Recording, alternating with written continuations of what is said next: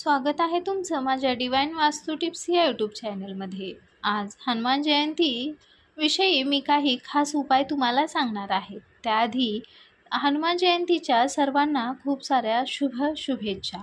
या दिवशी आपण काही खास उपाय करणार आहोत। हे उपाय तुम्ही आज आणि सलग 3 दिवस केले तरी देखील तुम्हाला याचं फळ मिळणार आहे। यामध्ये आपण काही उपाय असे पाहणार आहोत जे आपल्याला जलद इच्छापूर्ती देणार आहेत। त्यानंतरच काही उपाय हे पैसे आणि घरामध्ये शांततेसाठी असणार आहे। त्यानंतर काही उपाय हे नजरबाधा किंवा भयमुक्ती यासाठी असणार आहे। त्यामुळे व्हिडिओ शेवटपर्यंत नक्की बघा। तर सुरुवात करूया आपल्या उपायांना। पहिला उपाय आहे मीठ आणि उडीद। तर आज हनुमान जयंती आहे आणि प्रत्येक शनिवारी आपण मारुतीच्या मंदिरात मोठं पांढरं मीठ आणि त्यासोबत उडीद वाहत असतो। आज देखील आपल्याला हा उपाय करायचा आहे। जर तुमच्या घरात सतत भांडणं होत असतील, कामात अडथळे येत असतील किंवा कोणतीही गोष्ट नीट जमत नसेल किंवा कोणतीही गोष्ट पूर्णत्वात जात नसेल तर हा उपाय खूप उपयोगी ठरणार आहे। यामध्ये 1 मूठ काळं उडीद आणि 1 मूठ मोठं पांढरं मीठ घ्या आणि ते हनुमानाच्या मंदिरात, मारुतीच्या मंदिरात आज वाहा। यामध्ये तुम्ही अजून एक उपाय करू शकता। हे वाहिलेलं मीठ तुम्ही एका गोष्टीसाठी अजून वापरू शकता। ती म्हणजे जर तुम्हाला सतत नजरबाधा होत असेल किंवा नजर लागलेली असेल तर नजर उतरवण्यासाठी तुम्ही हे मंदिरात वाहिलेलं मीठ आणि उडीद तुम्ही आणून स्वतःवरून किंवा तुमच्या डोक्यावरून क्लॉकवाईज म्हणजे घड्याळाच्या दिशेने 7 वेळा फिरवा। हा उपाय करताना मनात असं बोला की माझ्या आयुष्यातील सगळ्या अडचणी दूर होऊ देत, त्याचबरोबर कोणत्याही वाईट नजर किंवा वाईट गोष्टीपासून मला दूर ठेव। अशा मनात बोलून तुम्ही हा उपाय करू शकता। यानंतर हे मिश्रण घराबाहेर टाका किंवा पाण्यामध्ये वाहून घालवा। हा उपाय नकारात्मक ऊर्जा, वाईट नजर आणि अडथळे कमी करण्यासाठी केला जातो आणि हा खूप उपयुक्त आणि जबरदस्त फायदा देणारा उपाय आहे। त्यानंतर दुसरा उपाय आहे रुईच्या पानांचा।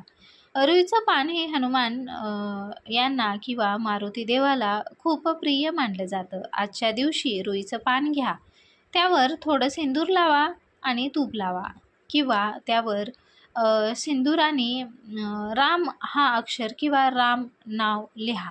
हे पान तुम्ही 108 घेऊ शकता किंवा 511 असं घेऊ शकता आणि त्याची माळ करून किंवा ते पानं तुम्ही हनुमानजींना अर्पण करा। हा उपाय करताना मन शांत ठेवा आणि तुमची इच्छा मनात बोला। हा उपाय केल्याने संकटे कमी होतात आणि हनुमानजीची कृपा मिळते आणि ह्या उपायासोबतच इच्छा पटकन पूर्ण होते। हा उपाय एका इच्छेसाठीच करावा। त्यानंतर लवंगांचा उपाय। हा उपाय खूप जबरदस्त आणि पटकन इच्छा पूर्ती करणारा, पटकन मनोकामना पूर्ण करण्यासाठी प्रभावी मानला जातो। जर तुमच्या मनात काही खास इच्छा असेल तर जी खूप दिवसापासून पूर्ण होत नसेल तर हा उपाय तुम्ही आजच्या दिवशी नक्की करून बघा। 2 लवंगा घ्या आणि हनुमानजींच्या समोर दिवा लावा आणि त्या दिव्यात ह्या 2 लवंगा टाका। यानंतर डोळे बंद करून तुमची इच्छा मनात बोला। त्यासोबतच या उपायासोबतच दुसरा आणखी एक लवंगांचा उपाय म्हणजे 21 लवंगा घ्या आणि त्या लवंगांची माळ करून तुम्ही मारुतीच्या गळ्यामध्ये किंवा हनुमानजींच्या गळ्यामध्ये इच्छा बोलून बांधू शकता। त्यानंतरचा उपाय आहे सिंदुराचा उपाय। सिंदूर हा हनुमान यांना अत्यंत प्रिय आहे। आज मंदिरात जाऊन तुम्ही हनुमानजींच्या पायाला सिंदूर अर्पण करा आणि तोच सिंदूर तुम्ही कपाळावर लावा। हा उपाय केल्याने भीती कमी होते, आत्मविश्वास वाढतो आणि नकारात्मक शक्तींपासून संरक्षण मिळतं।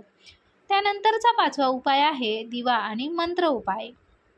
हा सगळ्यात महत्त्वाचा आणि सोपा उपाय आहे। संध्याकाळी शांत ठिकाणी किंवा शांत बसून तुम्ही तुपाचा दिवा लावा आणि मन एकाग्र करून ओम हनुमते नमः हा मंत्र 108 वेळा म्हणा।